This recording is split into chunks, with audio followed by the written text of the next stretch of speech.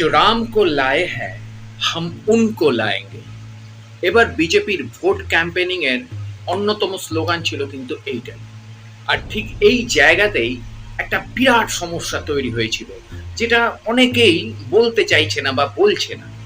এই যে বিজেপির যে সিটটা কমলো, যে বিজেপি যে একক সংখ্যাগরিষ্ঠতা আনতে পারলো না, এবং যার ফলে 2014 বা 2019-এ তার যে রমরমা, যেটা বেশ কয়েকটা সংবাদ মাধ্যম মোদী সরকার থেকে এনডিএ সরকারের দিকে যে কথা মানে বলছে, এর পেছনের অন্যতম কারণ হচ্ছে হিন্দু ভোটের ভাগ। একদম একদম একদম হিন্দু ভোটের ভাগ। হিন্দু ভোটের ভাগ এই কারণে, কারণ সব হিন্দুরা কিন্তু রামকে ক্যাম্পেনিং এর টানাটা মেনে নিতে পারেনি। जो राम को लाए हैं, আরে বাবা কত বড় ওয়ার্ড!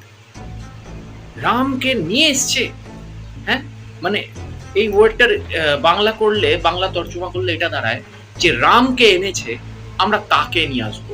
কি মানে মানে কি ধৃষ্টতা! কথাটার মধ্যেই কি ধৃষ্টতা! রাম, রাম আপামোর হিন্দু ভারতবাসীর হৃদয় সম্রাট ছিল শতাব্দীর পর শতাব্দী, শতকের পর শতক, দশকের পর দশক। হ্যাঁ, রাম মন্দির একটা ইস্যু ছিল, রাম মন্দির একটা লড়াই ছিল, অযোধ্যা রাম মন্দির একটা লড়াই ছিল, যেটা 500 বছর ধরে চলছিল, যেটার সলভেশন হচ্ছিল না। সেটা ওয়াকফ বোর্ডের সাথে একটা লড়াই চলছিল, এই রামলালা বোর্ডের।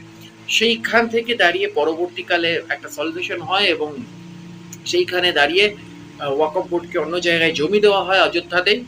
এমন নয় যে মসজিদ ভেঙে দিয়েছি বলে তারা মসজিদ করতে পারবে না, না, অবশ্যই নয়। তাদেরকে জমি দেওয়া হয়েছে অযোধ্যার অন্য প্রান্তে, এবং সরজু নদীর তীরে মূল যে পয়েন্ট, যে পয়েন্টটা নিয়ে মূল অশান্তি, সেখানে একটা রামের মন্দির তৈরি হয়েছে। এখানেও এখানেও একটা পয়েন্ট আছে। রাম মন্দির যখন তৈরি হচ্ছে, বা রাম মন্দির উদ্বোধনের সময়, আপনাদের মনে আছে কিনা জানি না, শঙ্করাচার্য মানে হিন্দু ধর্মের প্রধান যিনি শঙ্করাচার্য কিন্তু বেশ কিছু বিষয়ে প্রতিবাদ করেছিল, কিন্তু তাকে গুরুত্বই দেওয়া হয়নি। মানে অনেকটা সেই রবীন্দ্রনাথের দীনদান কবিতাটার কথা আমার মনে পড়ে গেছিল সেই দিনকে। রবীন্দ্রনাথের দীনদান কবিতাতে রবীন্দ্রনাথ কিন্তু বারবার ব্যাখ্যা দিয়েছিলেন যে রাজা, তুমি ঈশ্বরকে প্রতিষ্ঠা করোনি, তুমি কিন্তু নিজেকে প্রতিষ্ঠা করেছো।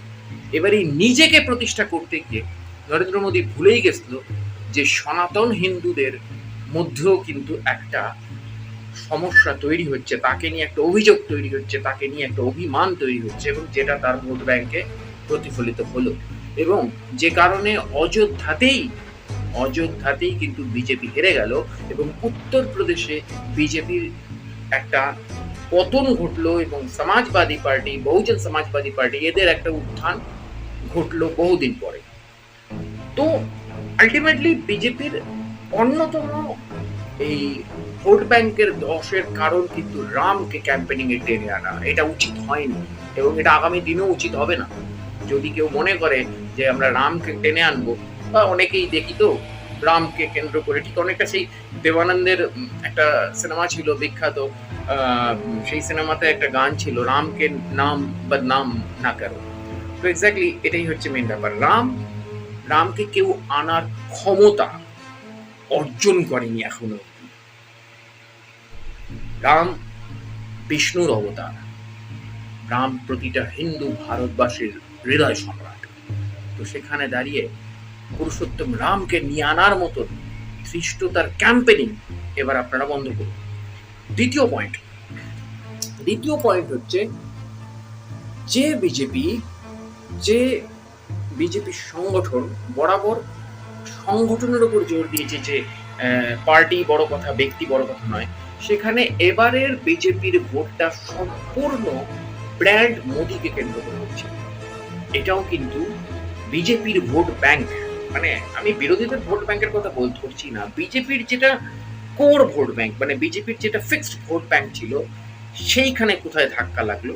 কারণ এই যে বারবার এই কথাগুলো, কয়েকটা অ্যাড চলছিল, আপনারা দেখেছেন যে একটি মেয়ে ইউক্রেন থেকে ফিরে এসে তার বাবাকে বলছে যে পাপা মোদিজি নে ওয়্যার রুকবা। অদ্ভুত কথা! ইউক্রেন আর রাশিয়ার যুদ্ধ তো এখনো চলছে, আর ইউক্রেন রাশিয়ার যুদ্ধে এরকম ভাবে কোনো মানে একটা সিজ ফায়ার করা হয়েছিল দুদিনের জন্য। সেটা ভ্লাদিমির পুতিন মানে করেছিল শুধুমাত্র ভারতীয় নয়, ভারতীয়, পাকিস্তানি বা অন্যান্য দেশের যেসব ছেলেমেয়েরা রয়েছে যারা ইউক্রেনে পড়াশোনা করছে, বা মহিলা এবং বাচ্চা যারা রয়েছে, তাদেরকে বেরিয়ে যেতে বলা হয়েছিল তখন সেই সিজ ফায়ারের দিনগুলোতে।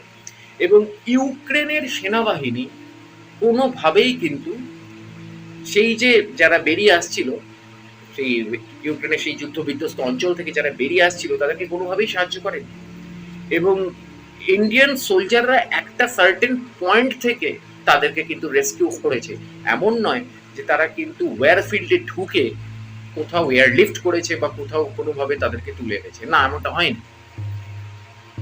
তো এক্স্যাক্টলি যে ব্যক্তি অরুণাচল প্রদেশ বা মণিপুরে অশান্তি এখনো থামাতে পারলো না, সেই ব্যক্তি অদ্ভুতভাবে বলে দিল যে যুদ্ধ থামিয়ে দিয়েছে। তো ভোট চলাকালীন অনেকেই বলছিল ডিক্টেটর, বড় বড় ইউটিউবাররা বলছিল ডিক্টেটর।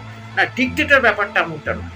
ডিক্টেটর যে হবে, ডিক্টেটরের রাজত্বে ইউটিউবে ওই ধরনের ভিডিওগুলো বানানো সম্ভব নয়। ডিক্টেটর যে হবে সে ভয়ঙ্কর রকমের ডিক্টেটর হবে এবং তার কন্ট্রোলের মধ্যেই সবকিছু থাকবে। ডিক্টেটর সেই হয় যার কাছে জয় এবং হার দুটোরই কন্ট্রোল থাকে। তো এখানে নরেন্দ্র মোদীর হাতে জয় আর হারের কন্ট্রোল ছিল না। এবার যদি কূটনীতির কথা আপনারা বিচার করেন, যে অনেকেই বলতে পারেন যে মোদী এইসব সিটগুলো ছেড়ে দিয়েছে। হ্যাঁ, সেটাও, কারণ মোদী সিটগুলো ছেড়ে দিয়েছে এটা যদি আপনারা ভাবেন তাহলে কিন্তু বড় ভুল করবেন। কারণ মোদীজির কিন্তু এই বাড়ি শেষ টার্মস, কেননা ওনাদের যে সংবিধান রয়েছে, মানে বিজেপির যে সংবিধান রয়েছে বা ভারতবর্ষের এখন বর্তমান যে আইন রয়েছে, সেই আইন অনুযায়ী 75 বছর বয়সটা একটা ইম্পর্টেন্ট বয়স, এবং সেই বয়স কিন্তু এই কার্যকাল চলতে চলতে মোদীজির হয়ে যাচ্ছে। এবং আমি খুব সম্ভাবনা দেখতে পাচ্ছি যে 2027-এ প্রধানমন্ত্রী থাকাকালীনই হয়তো নরেন্দ্র মোদী রাষ্ট্রপতির দিকে এগোবে, কিন্তু আবার নাও হতে পারে, কারণ হয়তো আমরা খুব শিগগিরই আবার ভোট ফেস করতে পারি। কারণ এনডিএ জোটে যে দুজন ব্যক্তি ঢুকেছে, নীতিশ কুমার এবং চন্দ্রবাবু নাইডু, তাদেরকে চট করে বিশ্বাস করা যায় না। তো এইটা নিয়ে একটা আলাদা ভিডিও, আলাদা চ্যাপ্টার বানাবো। কিন্তু ঘটনা হচ্ছে যে দল বড় না, ব্যক্তি বড় না, দেশ বড়। নিজের দেশের যুদ্ধ বা গৃহযুদ্ধ থামানোর কন্ট্রোল যার হাতে ছিল, সে সেটা না করে সে অন্য দুটো দেশের যুদ্ধ থামিয়ে সেখান থেকে আমাদের দেশের মানে এয়ারলিফট করছে বা তাদেরকে রেস্কিউ করছে, এটা তো সম্ভব না।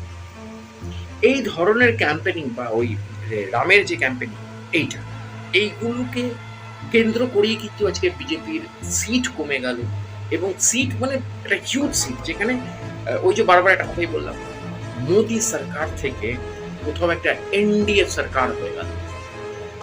এতদিন যে ব্যক্তি নিজে একা টেনে নিয়ে যাচ্ছিল সবকিছু, যেখানে 2019-এর সেই যে ম্যাসিভ একটা ব্রেক থ্রু, ম্যাসিভ একটা লড়াই, ম্যাসিভ একটা সিট, যেখানে কংগ্রেসের সিট নেমে গেল 52-তে, সেখানে কংগ্রেস কিন্তু অন্তত ডবলের কাছাকাছি গেল।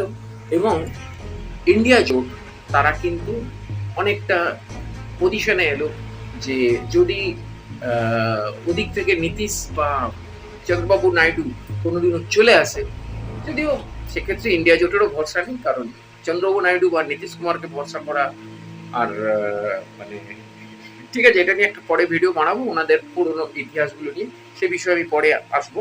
কিন্তু ঘটনা হচ্ছে বিজেপিকে বুঝতে হবে। এবং বাংলার নিরিখে বিজেপির পরিস্থিতি অনেক জটিল, সেটা নিয়েও একটা পরে ভিডিও বানাবো। কিন্তু সেন্ট্রালে এবং কিছুদিন আগেই উত্তরপ্রদেশের যে ক্যান্ডিডেটগুলোকে সিলেকশন করা হয়েছিল, সেই উত্তরপ্রদেশের ক্যান্ডিডেটগুলোর সিলেকশন নিয়েও অমিত শাহকে কিন্তু উত্তরপ্রদেশের বিজেপি কর্মকর্তারাও অনেক টোপ দেখেছেন। অনেকে তাকে নকল চাণক্য, গুজরাটি নকল চাণক্য এসব বলেছেন, সেই ভিডিও রয়েছে আমার কাছে।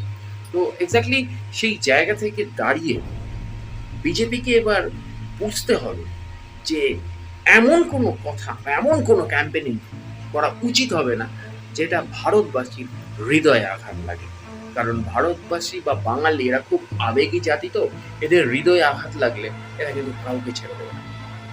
এবং সেই জায়গা থেকে দাঁড়িয়ে এখানে কোনো বড় ইউটিউবারও ফ্যাক্টর হয়তো কাজ করেছে সামান্য, ইভেন শাহরুখ খানের জওয়ান সিনেমাটাও হয়তো কিছুটা ফ্যাক্টর করেছে, কিন্তু এগুলো খুব সামান্য।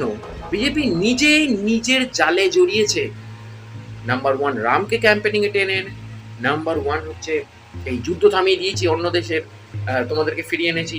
নাম্বার থ্রি হচ্ছে যে উত্তরপ্রদেশ বা গোবলের রাজ্যগুলিতে সেখানকার ভূমিপুত্র বা লোকাল ক্যান্ডিডেট যারা দলকে নিয়ে অনেকদিন ধরে খেটেছে, তাদেরকে নিয়ে চিন্তা ভাবনা না করে অন্য তাদের সিলেকশন, মানে অমিত শাহ নিজের সিলেকশন বা জেপি নাড্ডার নিজের সিলেকশনের লোকেদেরকে ভোটে দাঁড় করিয়ে দেওয়া, এগুলো অনেক বড় বড় ফ্যাক্টর কাজ করেছে। এবং আরো অনেক ফ্যাক্টর কাজ করেছে যেগুলো চুলচেরা বিশ্লেষণ চলছে, সেই চুলচেরা বিশ্লেষণগুলো নিয়ে আমি পরপর আসবো। তো অবশ্যই আমার চ্যানেলটি সাবস্ক্রাইব করে বেল আইকনের অল নোটিফিকেশনটি অন করে জুড়ে থাকো। লাগাতার ভিডিও নিয়ে আসছি। দেখা হচ্ছে পরের ভিডিওতে। নমস্কার।